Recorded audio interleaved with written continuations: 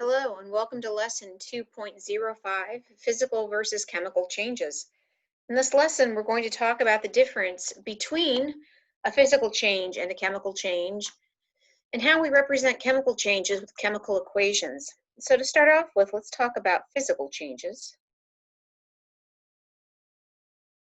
A physical change is a change in an object or in matter that, in a sense, we can think of as being reversible. It's a change that can be undone. So the term we talk about is reversible.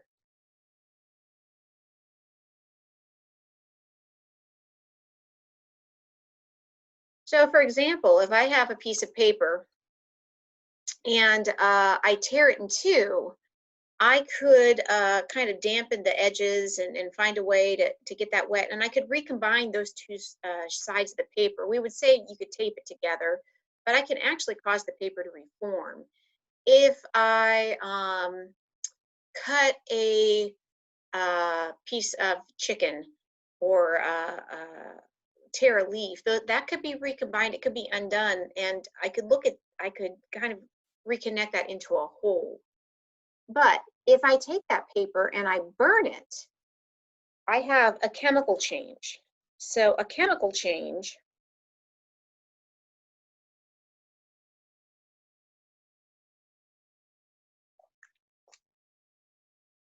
the product is new. It's in a sense not reversible.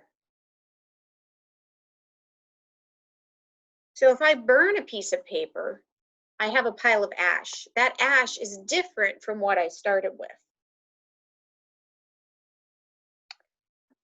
So, some of the key words we would use with physical changes, things that are reversible. So I could, if I cut, if I tear, if I melt something, if I melt an ice cube, I can refreeze that ice cube.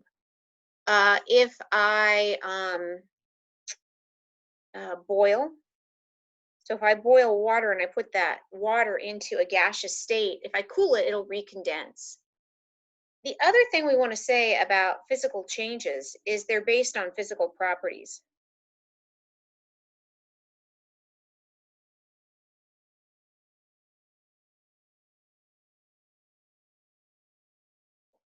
So some examples of physical properties would be melting point, boiling point. Examples.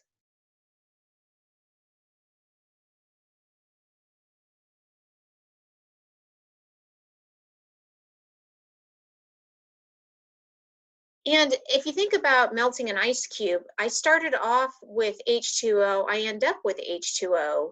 It's the same thing, it's just in a different form. But if I take H2O and I run electric current through it and I separated it into hydrogen gas and oxygen gas, that is a new substance at the end than what we have from the beginning. So it was examples of, let's do this. Let's do examples.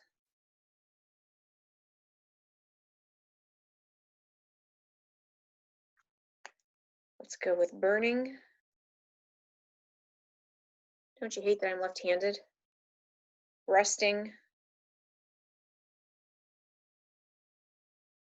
If we cook something, so if you cook an egg, the egg at the end has the proteins might have the same atoms in them, but the proteins have a completely changed shape. That's why it goes that egg white goes from being clear to being a solid white.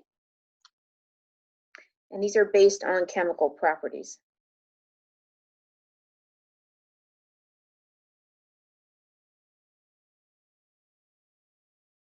So the chemical properties, by that we mean it's based on the ability of the element or the ability of the compound to enter into a chemical reaction.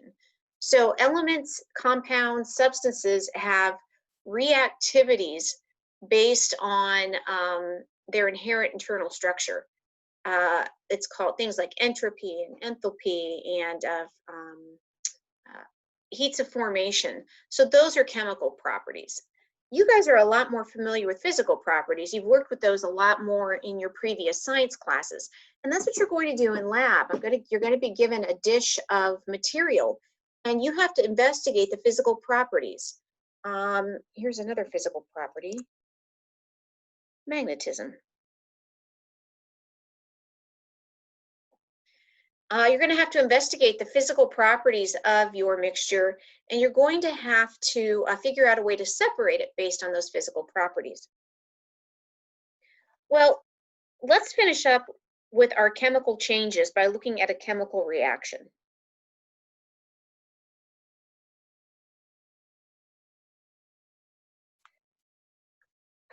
We express any kind of a chemical change. We call a chemical change a chemical reaction, and we express that with a chemical equation. So we have a chemical reaction expressed in a chemical equation.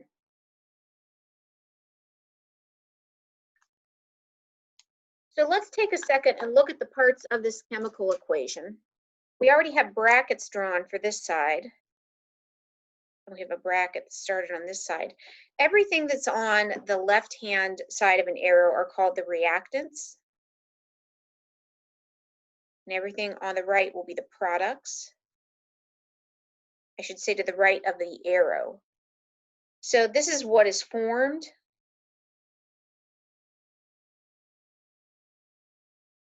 And the reactants are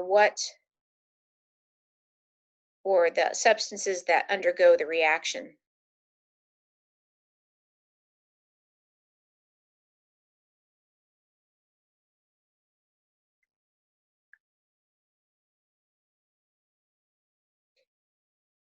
Over here, you'll notice we have subscripts. So the subscripts indicate the number of atoms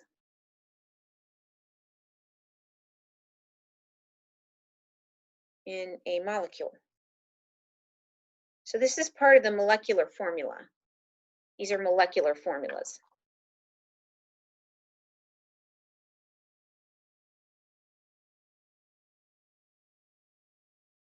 So molecular formula. Notice we talked about hydrogen, nitrogen, oxygen, fluorine, chlorine, bromine, and iodine being diatomic. You notice here I have an H2 and here I have an O2.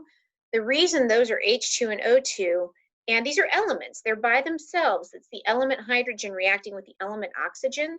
The reason this 2 is here is because these are diatomic. I'm just going to abbreviate that. It's a D.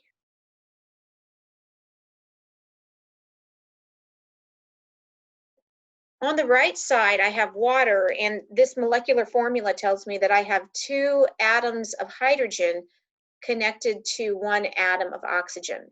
We're going to learn later this indicates something called moles, but for now, it's okay to think of them as the number of atoms. We have an arrow. So what's up with this arrow? The arrow indicates the direction of the reaction.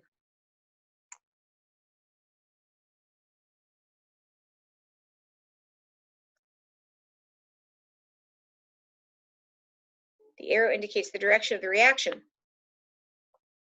So I could, this tells me that hydrogen and oxygen are always going to combine to form water, but water is not going to automatically break down into hydrogen and oxygen. To do that, I have to actually run electric current through the water. There's another possibility here, though. Later on in the year, we're going to see this type of arrow that goes both directions. And if you see this, this means we have a reaction that can proceed both forwards and backwards, but we won't get to this until later in the year. The iodine clock that I did on opening day, where we had the purple solution that turned to yellow and it flipped back and forth, that was one of these. All right, finally,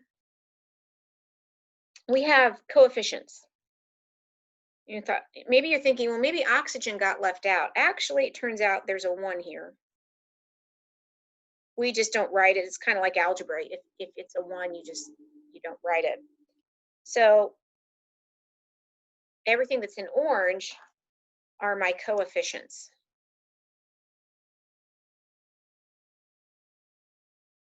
And these indicate the number of molecules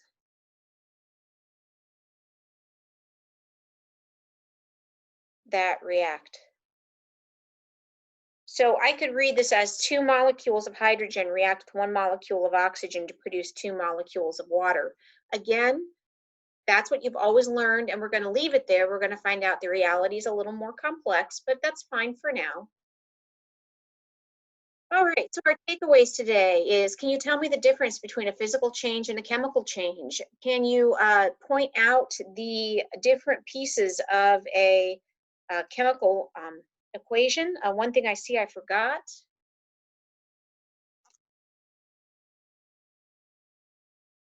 So before we walk away, I've got a plus sign there. That just means that these two, it means that the hydrogen and the oxygen combine.